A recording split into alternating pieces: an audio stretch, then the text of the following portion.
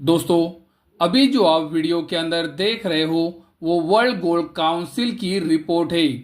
और ये रिपोर्ट के अंदर उन्होंने बताया है कि स्विट्जरलैंड के पेंशन फंड्स गोल्ड के अंदर स्ट्रेटेजिक इन्वेस्टमेंट कर सकते हैं। स्विट्जरलैंड के पेंशन फंड्स गोल्ड के अंदर स्ट्रेटेजिक इन्वेस्टमेंट क्यों कर सकते हैं, इसका डिटेल एनालिसिस उन्होंने ये रिपोर्ट के अंदर दिया है। तो चलो ये रिपोर्ट को एक बार समझ के लेते हैं। क्योंकि अगर पेंशन फंड्स भी गोल्ड के अंदर इन्वेस्टमेंट करना शुरू करते हैं तो मुझे लगता है वो लॉन्ग टर्म के अंदर गोल्ड के लिए पॉजिटिव न्यूज होने वाली है। ये रिपोर्ट के अंदर उन्होंने बताया है कि इन्फ्लेशन वापस आया है और उस वजह से बॉन्ड यील्ड्स भी तेजी से ऊपर आई है और पॉसिबल है ये ट्रेंड आने वाले सालों में चल सकता है। यानी कि उन्हें लगता है कि इन्फ्लेशन शायद आने वाले सालों में भी बढ़ सकता है। उसी तरह से उन्होंने ये भी बताया है कि जियो पॉलिटिकल रिस्क भी बढ़ रही है। पिछले 2 से 3 सालों में 2 बड़े वॉर शुरू हुए हैं।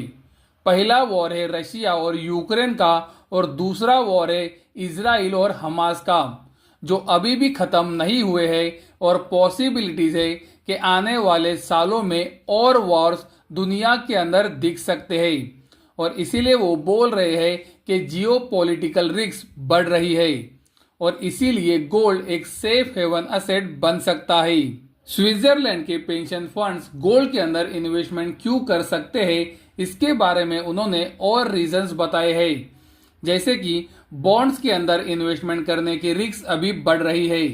पिछले कुछ सालों में बॉन्ड इन्वेस्टमेंट के अंदर बहुत बड़े लॉसेस हुए हैं और वो मानते हैं कि आने वाले सालों में भी बॉन्ड के अंदर इन्वेस्टमेंट करना रिस्की हो सकता है और इसीलिए वो गोल्ड के अंदर भी इन्वेस्टमेंट करना चाहेंगे जो उन्हें प्रोटेक्शन दे सकता है।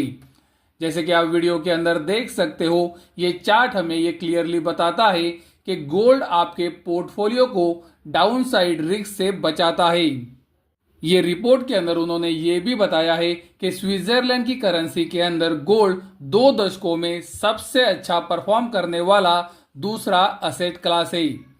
पहला असेट क्लास स्विट्जरलैंड का इक्विटी मार्केट है, लेकिन आप देख सकते हो ग्लोबल स्टॉक्स हो, इमर्जिंग मार्केट स्टॉक्स हो या फिर गवर्नमेंट बॉन्ड्स हो, इन सभी को गोल्ड ने स्विट्जरलैंड की करेंसी के अंदर आउट परफॉर्म किया है और इसीलिए वो गोल्ड के अंदर स्ट्रेटेजिक इन्वेस्टमेंट पेंशन फंड्स के अंदर करना चाहते हैं। दोस्तों, मुझे लगता है ये तो सिर्फ शुरुआत है और आने वाले सालों में आप ऐसी और न्यूज देखोगे जहां पर इन्वेस्टमेंट फंड्स और पेंशन फंड और गोल्ड के अंदर इन्वेस्टमेंट करना चाहेंगे, क्योंकि दुनिया के अंदर अभी जो 266 ट्रिलियन डॉलर की फाइनेंशियल इन्वेस्टमेंट की गई है, गोल्ड उसका सिर्फ 1% है।